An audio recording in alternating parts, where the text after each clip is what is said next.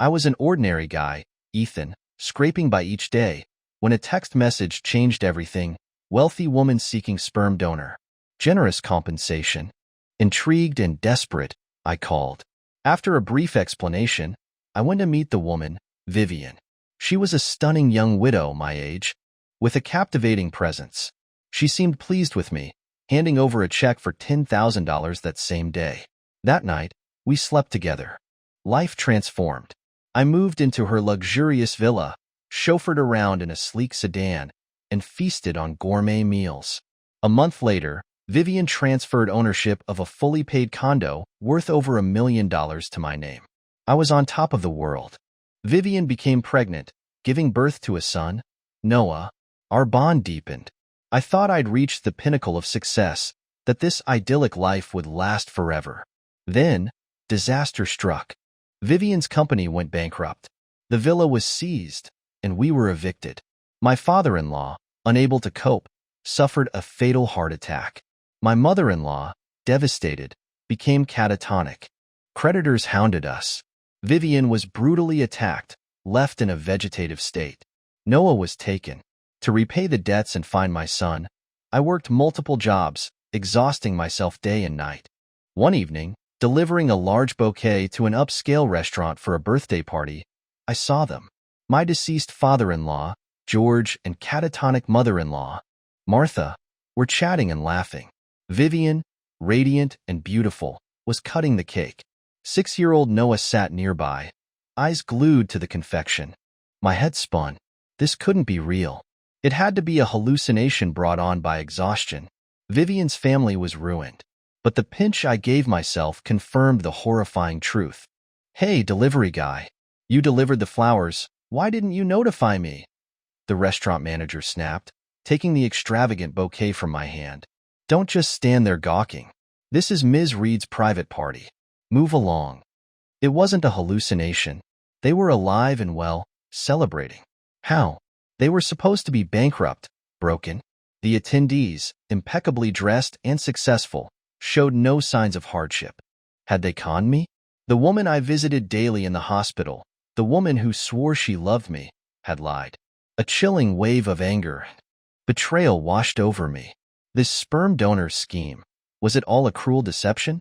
They feasted while I slaved away, barely surviving. You still here? The manager yelled. Numb, legs trembling, I stumbled away, accidentally knocking over a table laden with expensive dishes. Honey. I froze. Vivian's voice. Vivian, I'm fine. She still cared. But she was holding the hand of a man, Mark, her original husband, whose foot had been splashed with hot soup. My heart shattered. She hadn't been calling me. Vivian Reed. I roared, my voice raw. They stared, amused. Who are you? She asked, feigning ignorance. Who am I? I'm Ethan Miller, your husband. The memories flooded back. Vivian had claimed to be a virgin, engaged to Mark out of obligation. She'd sobbed in my arms, swearing her love for me. She'd broken off the engagement. I hadn't wanted to be the other man. We'd been so happy. My husband is Mark Reed, the CEO. You're a delivery guy. You really think I'd be interested in you? Vivian's words pierced me. Laughter erupted around us. Mark wrapped his arm around her. You've got the wrong person, pal. George sneered. Delivery boy, this isn't your place. I laughed, a hollow, broken sound. Really? You're all good actors. Faking deaths, illnesses. I thought Vivian was still in the hospital, needing my care. Were you going to keep up the charade forever? Vivian sighed, her expression complex. Sir, you're mistaken. Mark shook his head. Probably delusional. Tears streamed down my face. Delusional? Vivian screamed my name when we were together. Is that delusional? Vivian remained impassive, but a flicker of anger crossed Mark's face. George glared at the manager, who paled. Mr. Reed, I'm so sorry. I'll have him removed immediately. 2 security guards approached. This guy's crazy. Ms. Reed is the CEO. He's a delivery guy. Like she'd ever. As they dragged me out, I looked at Noah. Noah, come here. Come with Daddy. You're not my dad. My son spat at me. He's my dad. He pointed at Mark. You're a loser. You don't deserve my mom. My own son, rejecting me, embracing the man who stole everything from me. Get rid of him, Vivian said coldly. The guards threw me to the ground, kicking and punching. Pain exploded through me, but my eyes remained fixed on Vivian. The woman who'd once whispered sweet nothings in my ear was now a heartless stranger. Vivian, you wanted a sperm donor. You have a birthmark shaped like a circle on your left buttock. I screamed, desperate. Their faces turned livid, especially Mark's. You think you're good enough for Ms. Reed, you lowlife? The guards redoubled their efforts, beating me until I coughed up blood. For 7 years, I'd been with her. For 4 years, I'd toiled to repay their fake debts, to pay for their fake medical bills, eating nothing but rice and soy sauce, caring for Martha and Vivian. I'd even bought Vivian expensive medication that very day. He's insane, Vivian said dismissively. Find his family. Take him to a psychiatric hospital. And so, I was committed, diagnosed with severe delusional disorder. Doctor, I'm not sick. I pleaded. Vivian sent me that message. We slept together in her villa. I want to call the police.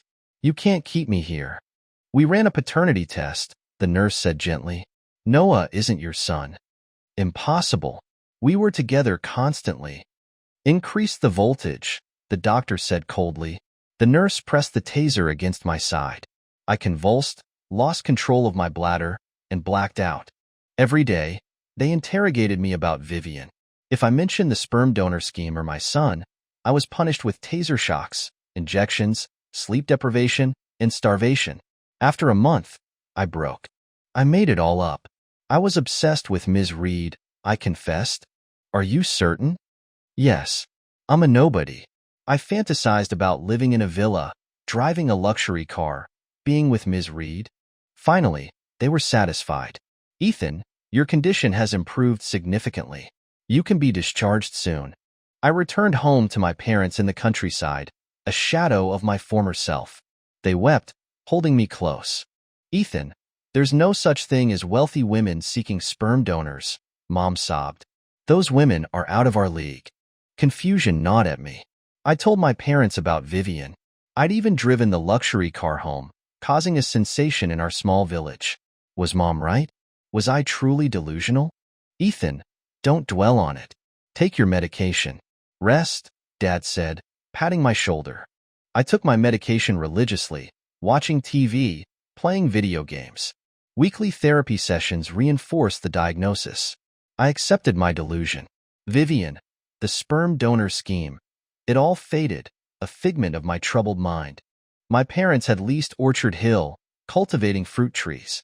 I vaguely recalled struggling to repay debts, my parents sending money to ease my burden. Debts? What debts? I racked my brain, but nothing came. I started helping my parents with the orchard. Apples, strawberries, grapes, the air was sweet with their fragrance. Spraying pesticides, irrigating, harvesting. The work was tiring but fulfilling. Then, one day, I stumbled upon the truth. Driving our old pickup truck to town after a morning of harvesting, we stopped for lunch. A news report flashed across a large screen in the town square. Local philanthropist and returning overseas Chinese entrepreneur, Mr. Benjamin Montgomery, has donated $2 million to underprivileged schools in our county, providing lunch for students and teachers and financial aid for needy students. The elderly philanthropist in a dark blue suit bore a striking resemblance to my father. Dad, that man looks like you. Dad glanced at the screen, paused, then chuckled. There are lots of people who look alike. I remembered Dad being an orphan, taking Mom's last name, deeply in love with her. And Mr. Montgomery, I'd seen him somewhere before. Son, are you all right? Dad, my head hurts. It's gone now. As we turned to leave, I saw her in the crowd surrounding Mr. Montgomery, a beautiful, captivating woman. She tried to blend in, but I recognized her. What was her name? So familiar. I stared at the screen, a chilling dread washing over me, like a switch flipped in my memory, triggering a buried fear. Son? Son? Dad gripped my arm, concern etched on his face. Dad, I'm fine. Go ahead. I'll be back later. All right, but come home tonight. He drove off, assuming I wanted to explore the town. Who is she? The thought of her brought a sharp pang of pain. I wandered through the brightly lit streets, as if searching for her in the crowd. Exhausted, I finally collapsed on a park bench, my mind buzzing. I sat there until Mom called, asking where I was. I ate a quick meal and caught the last bus home. That night, I dreamed of her. The next day, I returned to town. I took a screenshot of the woman's face from the news report. Finding nothing online, I called a friend who worked at the police station, asking him to identify her. He quickly got back to me. Vivian Reed, CEO of Celestial Industries, worth hundreds of millions. The memories, suppressed for so long, surged back, overwhelming me. I gasped for air. It's her. It's her. A burning hatred consumed me. But why did I hate her so much? I called home, telling my parents I wanted to find a job. I went to the city and became a delivery driver. The job offered freedom and the opportunity to observe, to track. I took orders near Vivian's new home, circling the area at night, my delivery uniform granting me anonymity. Slowly, the pieces began to fall into place.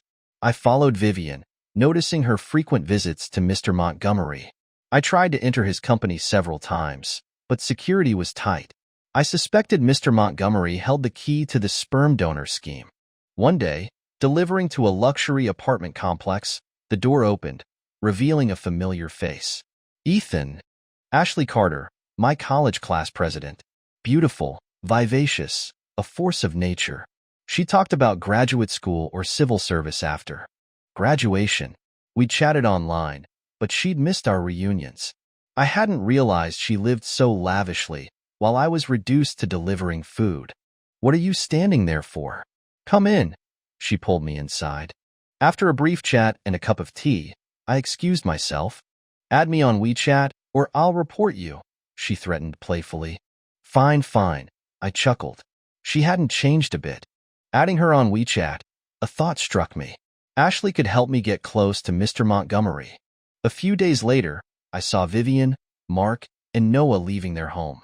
Mark looked increasingly like me.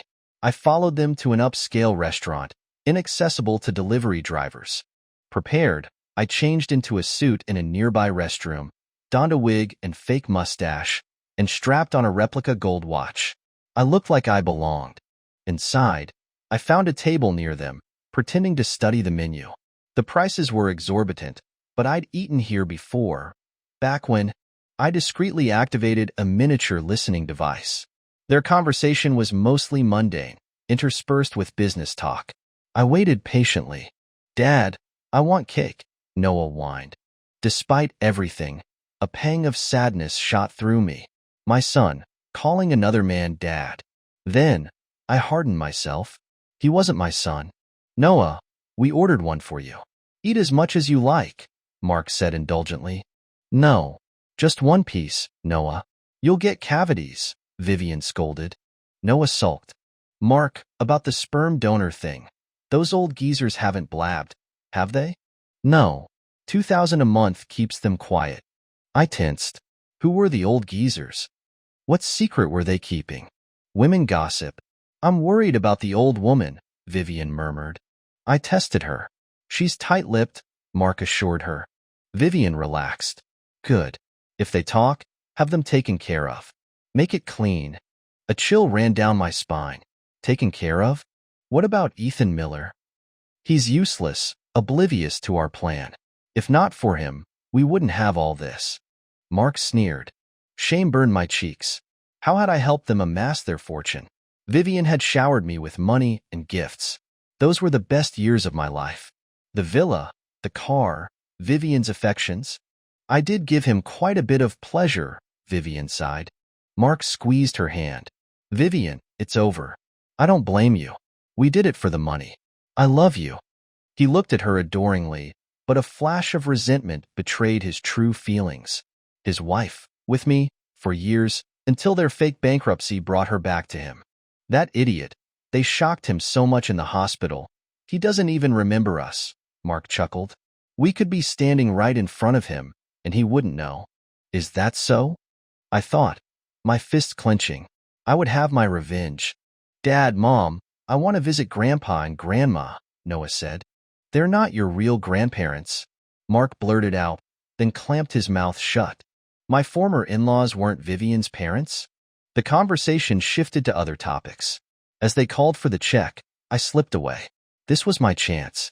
I had to investigate George and Martha, but they knew me. How could I approach them without being recognized? Riding my scooter, I thought of Ashley. She'd invited me to dinner several times, but I declined, intimidated by her wealth and status. Now, I needed her help. I called, suggesting dinner the next day. She readily agreed. The following evening, I arrived at Ashley's complex, only to see Vivian, Mark, and Noah approaching. I learned they just bought an apartment there. I quickly looked away. Hey, Ethan Miller. Mark's voice. I froze. Vivian stared at me, her eyes sharp and perceptive. Memories of the hospital, the torture, flooded back, my palms sweating. If they knew I remembered, what would they do to me? Who are you? How do you know my name? I feigned confusion. Haha, Vivian, look. The idiot really doesn't remember. Mark crowed. He's pathetic, Vivian scoffed. Obsessed with a woman, thinking she's everything, and losing it all. So it was true. I'd somehow helped them. But how? Mark spotted my delivery bag. Noah, go see if he has any cake. Noah, looking at me as if I were a stranger, rummaged through the bag and tossed it to the ground. No cake, Dad. I'm not your dad, Mark said, gesturing towards me. He is. He clearly hadn't forgotten Vivian's time with me. No, he's a loser. He's not my dad. Noah kicked me. It stung. You little brat. I slapped him. He fell, wailing. You hit my son? Vivian shrieked. Security. I'm Vivian Reed, a friend of your CEO. This delivery guy assaulted my son. Beat him. 2 guards grabbed me. Mark kicked me in the stomach. Noah joined in, stomping on my head. I nearly blacked out. He's an idiot. Why did I have to call him Dad? I don't want a loser for a father. Noah wasn't my son. My heart ached with a mixture of grief and rage. But I couldn't reveal myself. Not yet. My parents would be in danger. I had to reach Ashley. What happened to your face? Ashley asked, horrified, as we sat in a nearby cafe. Difficult customers, I mumbled. She rushed out, returning with antiseptic and bandages. In that moment, she was the kindest person in the world. After I explained my need for a private investigator, Ashley made a call and handed me a business card. Go see Mr. Young. 10 years experience, helped the police solve several major cases. Discreet and professional. He's a distant cousin. Thank you. I met Mr. Young, explaining my situation. Ashley sent you? Don't worry, I'll take care of this. Half price for you. Grateful. I told him about George and Martha. No problem, he assured me, adding, you should take Ashley out more often. I worry about her finding a husband. 2 days later, Mr. Young delivered the first report. George and Martha lived in a rundown apartment complex. They had no daughter, so Noah wasn't theirs. They had a son and grandson living in another city. The daughter-in-law disliked them, and their son rarely visited. A few days later, the second report arrived. Noah wasn't my son. Despite expecting it, the confirmation stung. The report included a DNA test, proving Mark was the father. Apparently, Mark had fertility issues. While Vivian and I were together, they'd secretly used IVF, passing off Noah as mine. 3 days later, Ashley delivered a bombshell. George and Martha were hired actors. Vivian's father had died years ago, and her mother suffered from dementia. Vivian had befriended the elderly couple, initially offering to be their adopted daughter. After careful observation, she proposed they impersonate her parents, promising to care for them in exchange for their cooperation. Their own son's family had neglected them, so they agreed. The sperm donor scheme was a means to an end. Vivian had learned of a returning overseas Chinese entrepreneur searching for his long-lost child.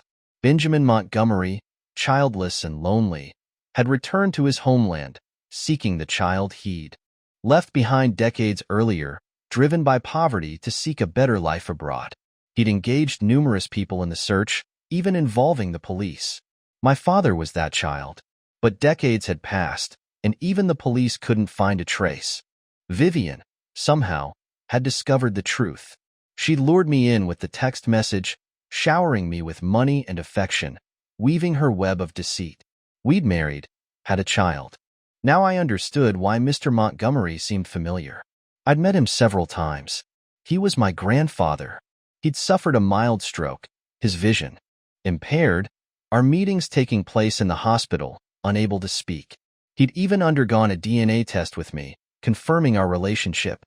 After that, he'd appointed Vivian CEO of one of his companies, making me the president. I'd foolishly believed it was all due to Vivian's influence. And Mark's increasing resemblance to me? Plastic surgery. With similar builds and Mark mimicking my mannerisms, my grandfather, with his failing eyesight, had been fooled. Vivian's plan was brilliant and ruthless. She'd used herself as a pawn, sacrificing her body and reputation, playing the role of the loving wife for years. Cruel to others, even crueler to herself. Now, she had millions, and my grandfather believed she and Mark were his family. Once he died, they would inherit his billions. Even if I exposed them then, it would be too late. I wondered if Vivian was responsible for my grandfather's stroke. She was capable of anything. What are we going to do? I felt overwhelmed. Ashley squeezed my hand. Ethan, you have to stay calm. Think this through. You're right. Thank you, Ashley. I held her hand, acutely aware of its softness. We both blushed, remembering a college hiking trip when she'd sprained her ankle and demanded I carry her. I'd been flustered, my face burning. She teased me about taking advantage of her. I hadn't realized she'd liked me. If we hadn't met again, we might have missed our chance. Ashley, I want to take advantage of you. For the rest of my life, I blurted out, my face flaming. Is that supposed to be a pickup line? She asked, her eyes sparkling with amusement. Yes, I grinned. My priority was exposing Vivian's scheme to my grandfather. The simplest solution was to bring George and Martha to him. Let them confess everything. They know Vivian's secrets, Ashley agreed. Let's go. We set off for their apartment, but Mr. Young called with devastating news. George and Martha had died of sudden heart attacks the previous night. Their son was returning to arrange the funeral. A coincidence? I asked, my blood turning to ice. No, Ethan. They moved fast. And they were ruthless, Ashley said grimly, pulling over. Vivian's a monster. I cursed. Your grandfather? We exchanged a look of alarm. If Vivian and Mark had silenced George and Martha, they wouldn't hesitate to eliminate my grandfather. Ashley spun the car around, racing towards the hospital. He'll be all right, she said, trying to reassure me as we parked. I sprinted towards room 505. Hurry! Patient in 505, sudden coma. A team of doctors rushed past. My heart pounded. Had I been too late? How is he? Vivian's voice. Ms. Reed, Mr. Montgomery is in a coma. We're doing everything we can, a doctor said. Grandpa, please don't leave me. Vivian sobbed. Grandpa, your unworthy grandson hasn't repaid your kindness. Mark wailed. Noah cried pathetically. They put on quite a show, garnering sympathetic glances from passers-by. I hope the old gentleman pulls through. Look how devoted his family is. The door opened. The head doctor emerged. He's stable, he announced, relief evident in his voice. Ashley, help me. Keep them away from him. He'll die if they get close. I whispered urgently. Leave it to me, she said, her eyes flashing with determination. She approached the doctor, her phone pressed to her ear. The doctor looked surprised, then answered a call. Yes, sir. Of course, I'll cooperate. Security guards arrived, followed by police officers. Vivian tried to approach the room, but the guards blocked her. What's going on? I'm his granddaughter-in-law. He's his grandson. Why are you stopping us? You can't keep us from seeing him. You'll be responsible if anything happens. Ms. Reed, Mr. Montgomery is stable now, but some officials are here to see him. Please wait. the doctor said placatingly. Reluctantly, they agreed. Inside, my grandfather, frail but alert, watched me intently. Who are you? What do you want with Mr. Montgomery? His elderly butler demanded suspiciously. I've found Mr. Montgomery's long-lost son, I announced. Where is he? My grandfather struggled to sit up, his face flushed with excitement. The butler helped him, then turned back to me. We've had dozens of people trying to pull this scam. I suggest you leave before we call security. He reached for an alarm button. Mr. Montgomery, your son has a plum blossom-shaped birthmark on his right thigh, correct? I asked calmly. How do you know that? He exclaimed. Because I'm his son's son. Stop, the butler ordered the approaching guards. This is a photo my father treasured, I said, showing him a faded black and white image of a young couple, the woman with a thick ponytail, the man in a simple linen shirt. Min. My grandfather's hand trembled, tears streaming down his face. The butler stared, stunned. My father kept this photo, I continued. He's on his way here, 10 minutes out. If you still have doubts, we can do a DNA test. Wait. My grandfather coughed, overcome with emotion. He would have waited a lifetime. 10 minutes later, my father entered the room. The two men gazed at each other, decades and an ocean melting away, unable to erase the bond of blood. Recognition dawned. Dad. My father rushed forward, gripping my grandfather's hand. My son. 60 years. My grandfather wept. They had found each other. A DNA test, conducted under the watchful eye of my grandfather's physician, confirmed their relationship with 99.9% certainty. They embraced again, the butler joining in their tears of joy. But Vivian and Mark, they claimed to be my grandson and granddaughter-in-law. Vivian said my son was dead. I had a DNA test with Mark. It proved he was my grandson. My grandfather said, bewildered. That report was from a test I took with you, I explained. Mark had plastic surgery to look like me. You can test him again. You'll know the truth. Outside, Vivian and her family were still waiting. Police officers escorted Mark away for a DNA test. The results came back quickly. No relation. I told my grandfather everything, the scheme, my ordeal. He was horrified by Vivian's depravity. But how had she known about my father and grandfather? Vivian's father grew up in the same orphanage as my dad, I explained. He must have told her about my grandfather going overseas. When you started searching for your son, Vivian heard about it, remembered what her father had said, and investigated, discovering our connection to you. I see, my grandfather said, remorseful. I almost embraced the wrong family. It's all right, Grandpa. It was a close call, I reassured him. Grandpa? Dad frowned. Grandpa, I said, blushing. My grandfather beamed. Good grandson. Come here, let me see you. He grasped my hand, patting my shoulder. Ethan, I'm giving you a villa. Accept it. A villa, just like that. He also appointed me CEO of Vivian's former company and vice chairman of his conglomerate. The truth was out. My mother arrived, and we reunited as a family. Outside, Vivian was still waiting. But instead of a visit with her grandfather, she received a visit from the police. They arrested her and Mark, finding a small packet of poison on them, suspecting their involvement in George and Martha's deaths. Ethan, Vivian hissed as they were handcuffed. Then, a sudden change, a seductive smile. Ethan, is there some misunderstanding? I'm your ex-wife. We can work things out. Reconcile. I scoffed. You're delusional. I wouldn't be fooled again. We were married. We have a child. You can't abandon me. Even now, she was composed, manipulative. Daddy. Noah clung to my leg, his voice pleading. Get away from me. I pushed him away. I don't have a heartless son like you. Noah burst into tears. Ethan, we were happy. How can you be so cruel? Vivian pleaded. If you help me, I'll be yours. Anything you want. You're sick.